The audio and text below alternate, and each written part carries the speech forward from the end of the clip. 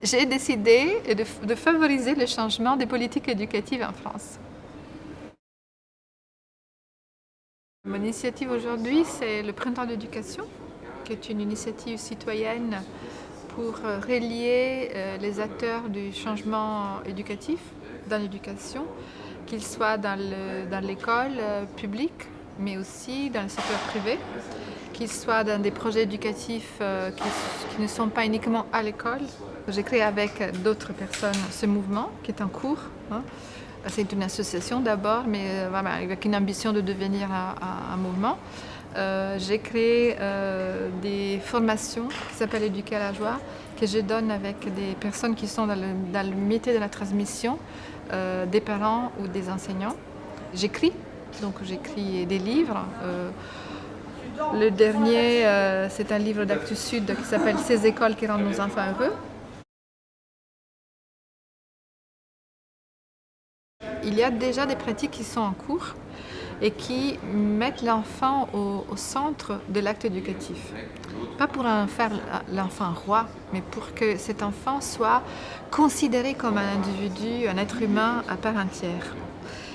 Et ce qui se fait, par exemple, dans certaines écoles, il y a des écoles qui partent de ça, c'est-à-dire le potentiel et la richesse et le trésor que chaque enfant recèle est valorisé est reconnu comme quelque chose d'unique.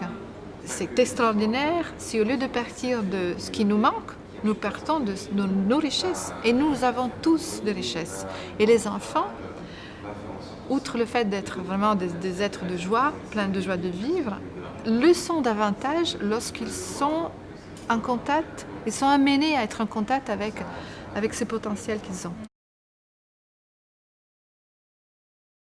Nous avons lancé un tour de France de ce printemps d'éducation.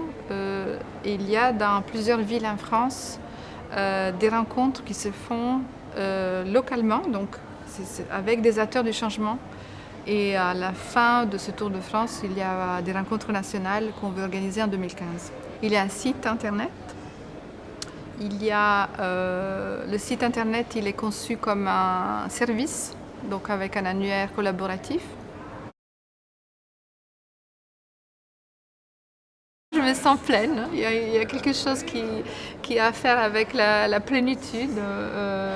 Pour moi, c'est vraiment la résonance avec une mission de vie qui est peut-être reconnue. Voilà. Il y a plein de projets partout en France, dans le monde, mais aussi en France. Concrètement, nous aimerions un jour pouvoir être vraiment compter sur le territoire. C'est comme les colibris. Devenir une masse critique positive qui force à un moment donné les instances politiques à reconsidérer aussi l'éducation d'une autre façon.